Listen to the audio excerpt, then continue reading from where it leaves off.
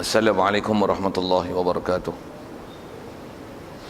Alhamdulillahi rabbil alamin, wassalatu wassalamu ala asyrafil anbiya'i wal mursalin wa ala alihi wa sahbihi ajma'in. Subhanaka la ilma lana illa ma 'allamtana innaka antal alimul hakim. La haula wa la quwwata illa billahil aliyyil azim. Rabbi shrah li sadri wa yassir li amri wahlul 'uqdatam min lisani yafqahu qawli. Allahumma iftah 'alaina bi futuhil 'arifin bik. Allahumma ij'alna minal ladzina yastami'una al-qawla fayattabi'una ahsana. Allahumma 'allimna mimma jahilna wanfa'na bima 'allamtana wa zidna 'ilman nafi'an ya rabbal alamin. Qala Syekhul Musannif rahimahullah ta'ala wa nafa'na bihi wa bi 'ulumihi fid dharain. Amin.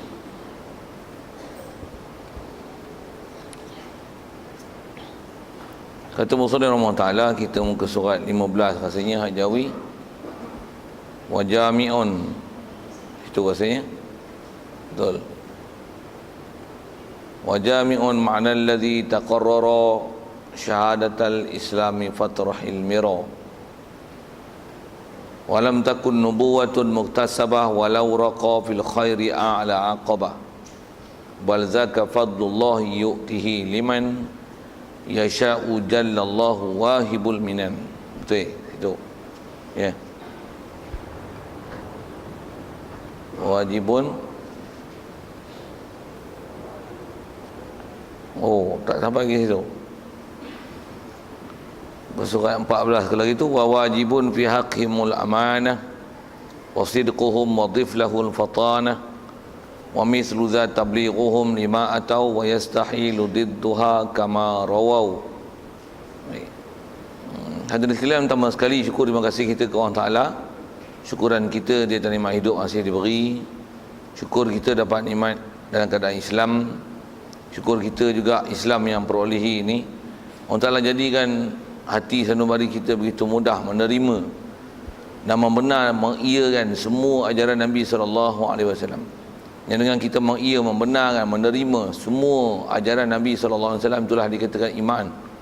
Masa yang sama juga Allah Ta'ala jadikan kita begitu lembut hati kita, boleh menerima untuk kita boleh ada kepatuhan dan taat pada perintah dia, meninggalkan larangannya, serta dalam proses untuk terus belajar, memahami, mendalami, mengkaji dan memelihara diri daripada perkara yang salah berdasarkan ajaran Nabi kita Muhammad sallallahu alaihi wasallam. Syukur kita dapat nikmat demikian.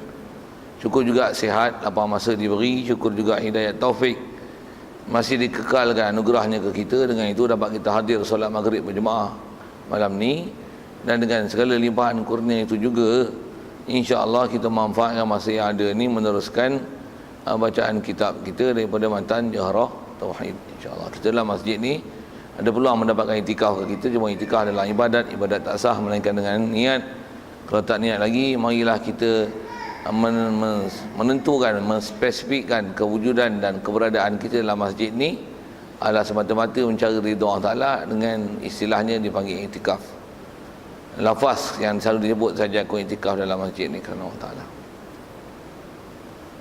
Mudah-mudahan dengan kita tentukan di hati bahawasanya keberadaan kita adalah dalam masjid ni semata-mata itikaf, maka insya-Allah hasil pahala barulah sah itikaf tersebut. Sepanjang keberadaan kita dalam masjid ni, mudah-mudahan Allah Ta'ala hitung sebagai sebahagian amal soleh kita. Amin. Baik, kata muslim, wa wajibun fi haqqimul amanah wa sidquhum wa dhiflahul fatana wa misluha tablighuhum lima atau wa yastahilu didduha kama rawaw. Asal terjemah kata dia, dan wajib bagi hak mereka itu ialah Rasul bersifat amanah, itulah kepercayaan, dan benar mereka itu, dan dihimpunkan baginya sifat fatana, itulah bijaksana. Dan seperti yang demikian itu juga kata dia, menyampaikan mereka itu, Rasul menyampaikan barang yang telah datang mereka itu dengannya, dan juga mustahillah lawannya seperti barang yang telah diriwayatkan. Okay. Hadis sekalian, dengan apa yang kita baca itu, kalau perhati elok-elok, kita masih bab Rasul. Yang kalau ikut dasarnya kita bicara dulu, harus bagi Allah Ta'ala untuk dia nak hantar atau tak hantar Rasul. Kat kita memang Rasul dia tak hantar dah, tapi kita wajib beriman dengan semua Nabi-Nabi dan Rasul. Di atas kita kewajipan taklif ikut Rasul adalah dengan Kalau kita yang Islam dengan bakal keturunan adalah dengan sebab keturunan itu dah jadi sebab untuk kita ditaklifkan mencari ilmu, menuntut, mempelajari, memahami ajaran baginda Nabi SAW tepat macam mana ajarannya, dan tidak ada kemaafan pada kita di atas cuainya kita mencari ilmu, kerana kita dituntut untuk cari. Bersalahan dengan apa kita dah bicara dulu, mengikut kaedah Ahli Sunnah wal Jamaah, orang yang tak sampai seruan Nabi, seruan Rasul, seruan Islam, yang dipanggil ahli fatrah, mereka ni nisbah mati memang nama mati kafir, tapi pasal atas istilahnya tak sampai seruan Islam, matinya mereka itu tak dihitung sebagai ahli yang mukallaf. Jadi mereka diistilahkan sebagai ahli fatrah walaupun mati kafir. Dengan rahmat Allah Ta'ala lepaskan mereka azab daripada neraka disebabkan mereka tak sampai seruan Islam. Itu antara kita bicara dulu. Khusus kita nak sambung ni adalah kebab Rasul. Cuma kita nak bicara Rasul tu sendiri, dari umumnya kita wajib i'tiqad dan beriman bahawasanya Allah Ta'ala hantar Nabi dan Rasul ramai. Jadi di atas kata berimannya kita kepada Rasulullah tu, tak dapat tidak, khususnya dalam kita bicara mengikut kaedah Ahli Sunnah wal Jamaah ni, ada sifat yang istilahnya dipanggil sifat yang begitu dasar, yang mesti diiktikad pada keseluruhan Nabi dan Rasul yang telah disepakati oleh ulama. Ini adalah sifat yang mesti diiktikadkan pada seluruh Nabi dan Rasul. Sebagai seorang beriman, kita mesti faham sungguh-sungguh sifat ni, dan wajib pelihara akidah kita dan jaga mulut kita, jangan cakap sembarangan terhadap 4 perkara ni, yang kalau istilahnya kita beriktikad di sebalik daripada 4 yang kita biasa hitung dengan istilah sidik, amanah, tabligh, fatanah tu. Kalau diiktikad sebalik daripada 4 ni, maka mengikut kaedah iman, kita dah belajar dulu dasarnya, 4 tolak 1 kufur, kosong. Maksudnya kosong. Dia bukan 4 tolak 1 3, tapi 4 tolak 1 adalah kosong. Itu ialah sifat iman, kita dah belajar awal-awal kitab dulu. Baik, bersatu kena jaga elok-elok. Baik, di sebelah bilangan pun rasanya ada benda yang biasa dengar, cuma mungkin kita biasa dengar tu dari segi istilah dan sebutan saja, tapi syarah tu kita tak apa-apa ambil peduli. Apatah lagi huraian dan sedikit pengamatan atas kita duk i'tikad dan pegang tu, adakah betul salah, dan sedikit kot ada pembetulan nanti insya-Allah kita tengok apa masalah Nabi Rasul ni, yang kot-kot pahaman kita tu ada benda yang tak kena mengikut kaedah Ahli Sunnah wal Jamaah. Saja saya sebut begitu di awal supaya kita fokus sikit nanti insya-Allah, dan saya akan bagi alert di situ. Kata yang ni kena ambil perhatian sikit pasal banyak kita orang kita salah. Dan kalau tuan-tuan ada benda tak sama tu, bagi soal jawab bolehlah. Kod-kod tuan-tuan punya betul, buh pi bahasa kod-kod tu kan, kod saya yang silap. Kalau tidak, kalau tuan-tuan yang silap, kalau tuan-tuan bubuh dengan hujah dasar kebangsaan ke apa ke, tapi kalau dalam kitab memang apa syarah ulama tu tepat macam mana yang sepatutnya, tapi tuan-tuan telah faham menyalahi daripada apa yang disebut oleh ulama disebabkan tak pernah belajar daripada kitab ulama. Tuan-tuan hanya berdasarkan dan bergantung kepada kepercayaan kerajaan memberikan sukatan pelajaran pada tuan-tuan.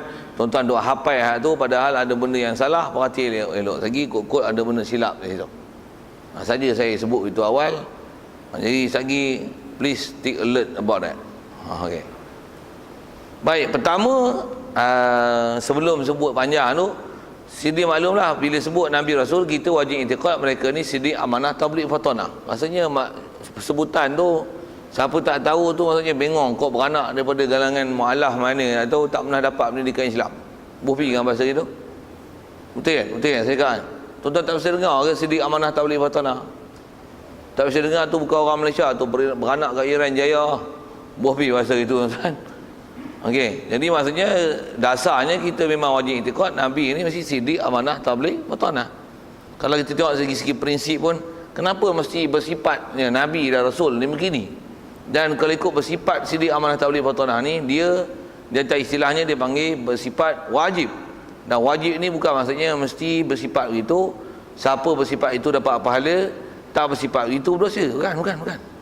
Pasal wajibnya bersifat Rasul, sifat ni dia bukan wajib syar'i. Atas kita bicara bab akidah, bab ketuhanan dulu, begitu juga bab ni. Wajib itu ialah wajib akli. Apa maksud wajib akli? Wajib akal lah. Maksudnya tak masuk akal kata Nabi tak bersifat dengan sidik, amanah, tabligh, fatanah.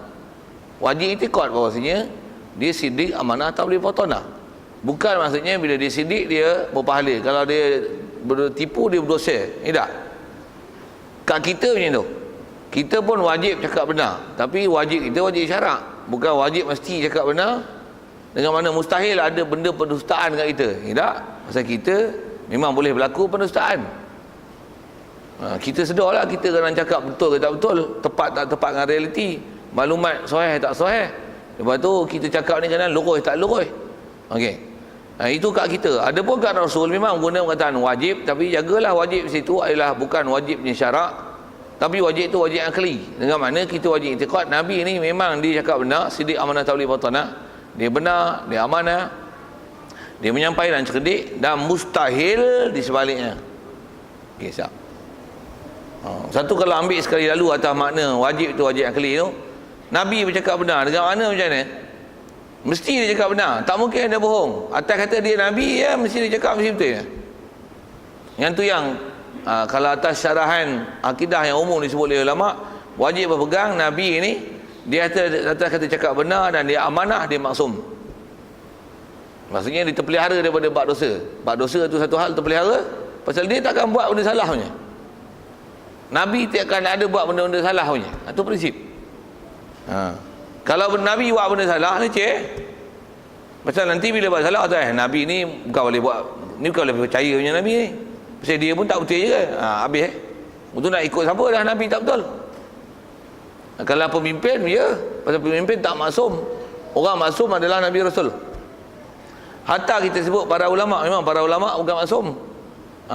Macam mana pun ada jaminan ulama'-ulama', jika mereka ni memang ulama' betul, pula tu ada istilahnya jumlah yang ramai di kalangan mereka, apatah lagi istilahnya sepakat mengeluarkan pendapat-pendapat yang tanpa ada perselisihan pendapat. Yang tu ada Rasulullah jamin, dia dijamin oleh Rasulullah benda tu mesti betul. Pasal Rasulullah ada sabda kan, la tajtami'u ummati ala dhalalah. Umat aku dia tak akan berhimpun bersepakat di atas benda yang sesat. Maksudnya kalau benda sesat mesti ada ulama yang pakar berilmu bangkangnya.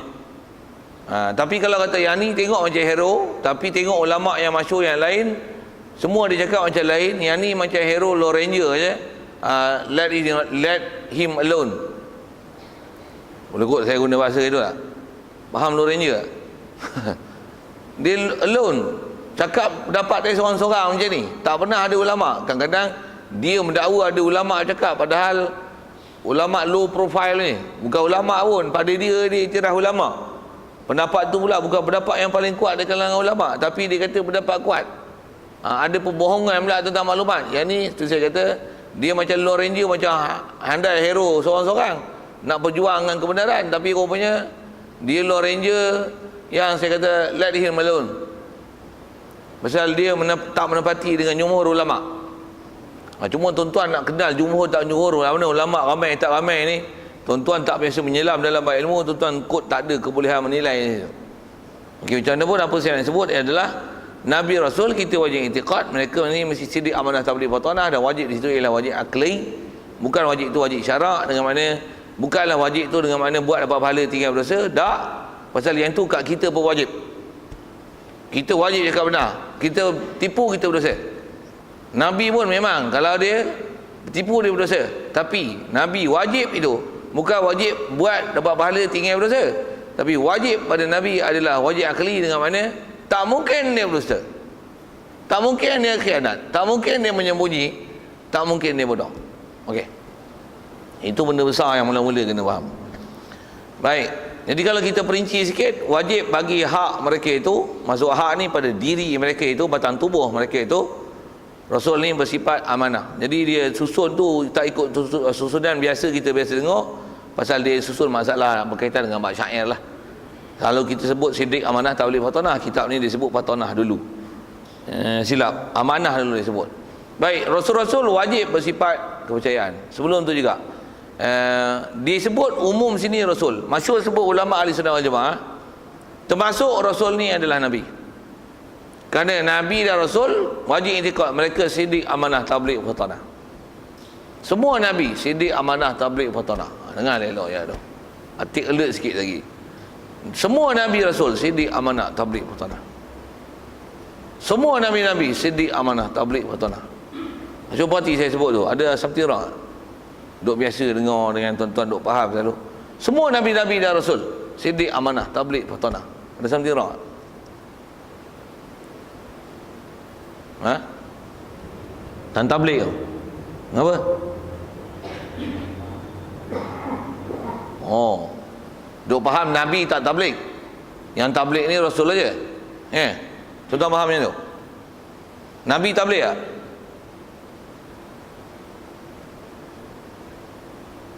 Tabligh tak Nabi? Apa beza Nabi dengan Rasul? Duk angguk-angguk macam faham, macam betul. Tanya macam tu orang nganga. Apa beza Nabi dengan Rasul? Selalu duk faham macam mana? Tuan-tuan bezakan macam mana Nabi dengan Rasul? Apa beza Nabi Rasul? Yang menyebabkan Nabi ialah Nabi, Rasul ialah Rasul? Jawab. Nabi tak tabligh. Tadi kata Nabi tabligh. Nabi tak tabligh. Rasul aja tabligh. Rasul aja menyampai, Nabi tak menyampai. Betul? Tuan-tuan faham macam tu? Tak? Tuan-tuan faham macam mana? Nabi dan Rasul tabligh. Itu apa beza Nabi dengan Rasul? Nabi untuk kaumnya saja, Rasul untuk seluruh. Iya ke macam tu? Tak juga. Dari segi Nabi Rasul tabligh tu betul. Tapi beza Nabi dan Rasul tu, Nabi untuk kaum dia saja, Rasul untuk umum. Tidak. Rasul pun kalau ikut ada Rasul untuk kaum dia saja, umat tertentu saja, kampung tertentu saja. Tapi Nabi dan Rasul bukan perbezaan dia dari segi tabligh. Jadi kalau dah tuan-tuan faham Nabi Rasul itu tabligh, okey. Tapi kalau tuan-tuan faham Nabi tak tabligh, Nabi untuk diri dia saja, yang tabligh adalah Rasul, tuan-tuan silap tu. Itu pahaman kebangsaan. Betul? Tuan-tuan ngaji sekolah kebangsaan, jawab peksa pengantuan orang Islam dulu macam mana? Perbezaan Nabi dan Rasul apa? Nabi tak menyampai, Rasul menyampai, betul kan? Tuan-tuan jawab itu peksa dulu. Yang tu betul lah jawab peksa, ikut kementerian. Tapi kalau ikut dalam kitab, salah tuan-tuan yang pahaman. Tu saya kata take alert about it. Saya kita tengok pasal saya dah sebut tu, pasal disebah ulama bahas semua Nabi-Nabi, apatah lagi Rasul, semua tabligh. Istilah tabligh dengan mana? Mereka buat kerja dakwah. Mereka memang menyampaikan syariat. Apa saja hukum hakam yang melalui diri mesti disampaikan. Memang Nabi Rasul memang buat kerja dakwah punya. Bahkan jangan kata Nabi Rasul, yang tak Nabi Rasul ada tak buat kerja dakwah? Yang tak Nabi dan Rasul pun dakwah. Nabi takkan tak dakwah. Yang nak buat merepet. Saya dakwah. Sekurang-kurangnya saya dakwah, saya imam masjid, saya ngajar dakwah ke tu. Buat tabligh dakwah. Nama pun tabligh lah. Buat dakwah lah tu. Takkan buat tabligh pun jumpa orang, Nabi duduk dalam gua seorang-seorang. Apa cerita ni? What are you talking about? What are you pahaman? Apa punya doktrin tu masuk dalam kepala otak tuan-tuan ni? Itulah doktrin kebangsaan. Nabi tak menyampai, Rasul menyampai. Nabi duduk diam je. Salah tu. Itu ialah antara syarahan akidah yang salah dalam bab pendidikan Malaysia. Saya boh pergi situ. Tuan-tuan nak report pun report lah.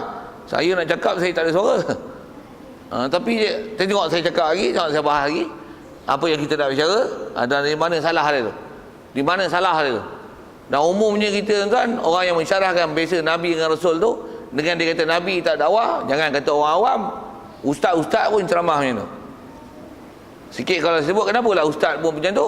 Ustaz tak mengaji ke? Saya nak sebut ini. Ustaz mengaji, tapi ustaz tu mengaji sekolah kebangsaan. Bila dia mengaji sekolah kebangsaan, dia dapat pendidikan kebangsaan, pahaman dia pahaman kebangsaan. Dia tak mengaji pure pondoknya. Pondok pun pondok moden, SMKA, sekolah kebangsaan. Sekolah apa?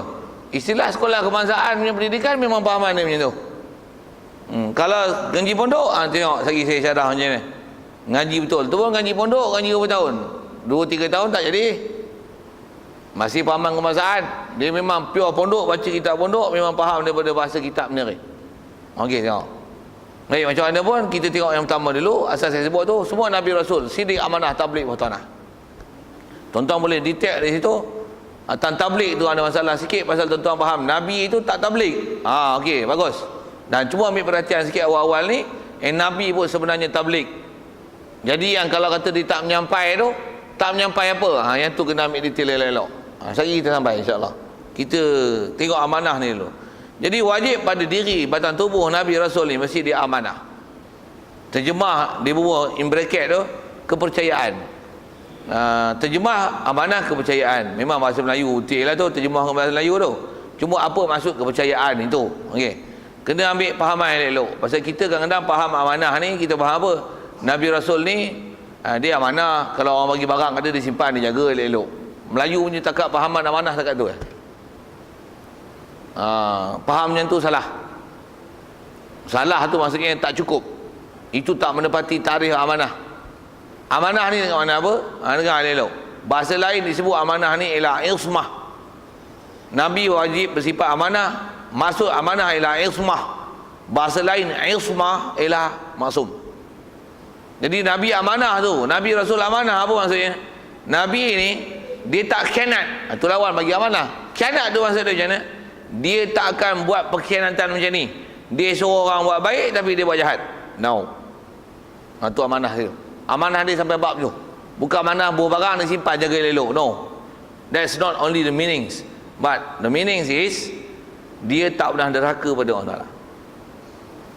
Apa yang disuruh umat buat, kalau disebab dia buat, disuruh umat buat, dan kadang-kadang dia cerita kat umat, dia cerita kat kita, benda ni sunat, dengan bahasanya gitu atau pahaman ulama, benda ni sunat, buat taklah meninggalkannya, taklah meninggalkan benda ni berdosa. Tapi Nabi Rasul tak pernah tinggal benda tu. Dia suruh orang buat baik, memang dia buat baik. Dia cegah benda mungkar, memang mungkar tak pernah terusik pada dia. Satu bahasa lain, amanah ialah maksum.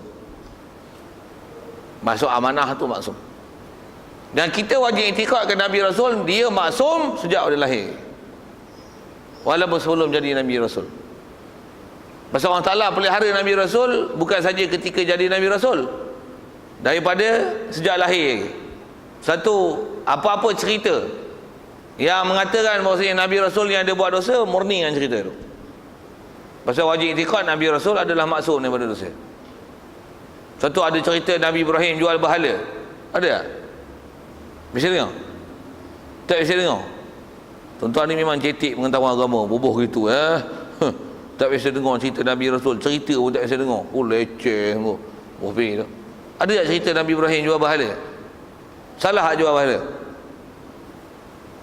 Siapa jaga berhala siapa?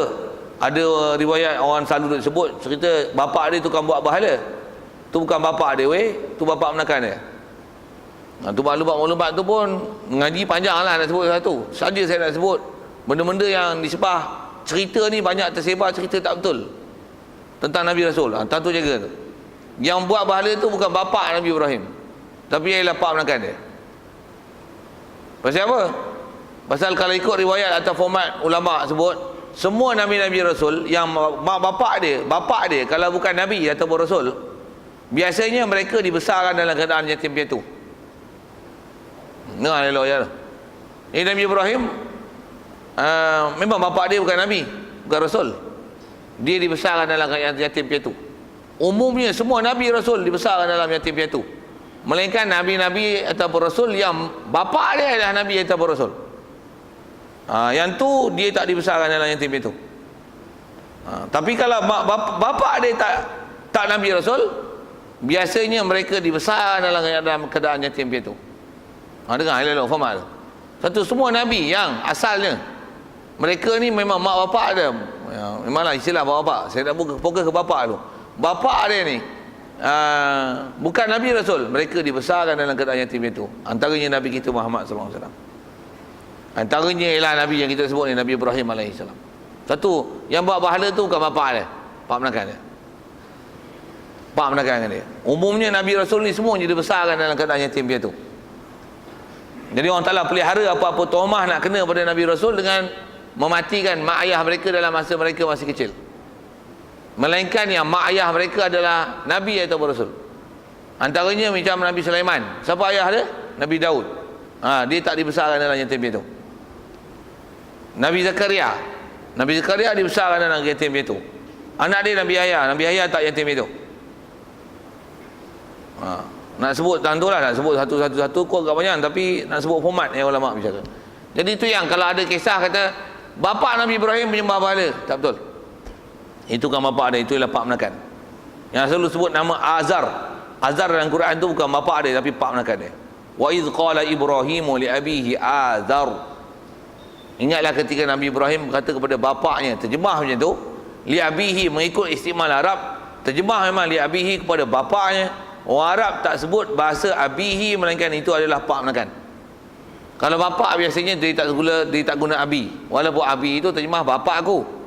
Orang Arab jarang guna abi untuk bapak aku, tapi bapak biasanya dipanggil walidi. Dia walidi. Abuya itu panggil bapak. Tapi kalau abi maksudnya pak menakan. Pak menakan. Tu wa idz qala Ibrahimu li abihi Azar, Azar tu pak menakan. Bukan bapak dia. Satu yang buat berhala tu bukan bapak dia. Pasal bapak Nabi dan Rasul tidak ada seorang pun yang istilahnya kufur dalam keadaan mati jadi ahli neraka. Tak. Allah Ta'ala pelihara Nabi Rasul tu sampai tahap tu. Jangan saja pelihara Nabi Rasul yang istilahnya maksum, tapi pelihara mak ayah Nabi pun Allah Ta'ala pelihara.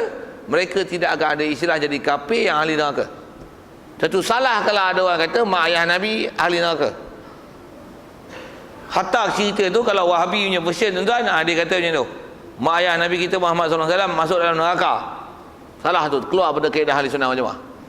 Saya nak syarah tu agak panjang. Itu rasanya ada pernah sentuh sikit. Cuma saya nak sebut tak maksum. Satu wajib intikad Nabi dan Rasul adalah maksum sejak pada lahir. Satu di atas maksumnya mereka sejak pada lahir.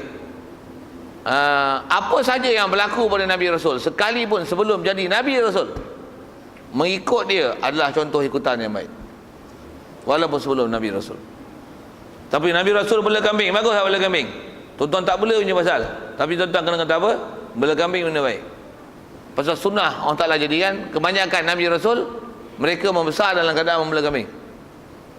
Umumnya tu. Pasal apa? Yatim piatu satu, bela kambing satu. Tuan-tuan pernah bela benda tak? Sikit saya nak ceritakan bela kambing tu. Pernah bela ayam? Pernah bela itik? Duduk pekan nipuh nak bela habis. Kucing tak nak bela. Bohbi bahasa gitu tak? Macam mana pun, tuan ingat senang nak bela kambing. Bela kambing yang bela lembu, bela kambing susah. Bela babi senang. Tu yang ni pun banyak babi, habis semua babi, coklat babi, apa babi. Bohbi bahasa gitu. Tapi bela kambing susah. Kambing ni mana kita tak pergi makan, kita pagar hak tu dia kabat makan. Syarah panjang tu cukup. Jadi Nabi semua telah dilatih bersusah payah menjaga binatang yang payah. Jadi sabar dia lebih. Dilatih daripada kecil lagi bersabar. Tentang bersabar tu dilatih dengan mereka menjaga kambing. Diselatih juga dengan sabar.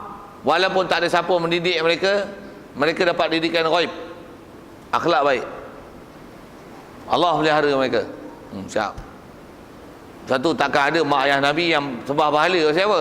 Bila sembah berhala, dia akan membantutkan kerja mereka jadi Rasul nanti.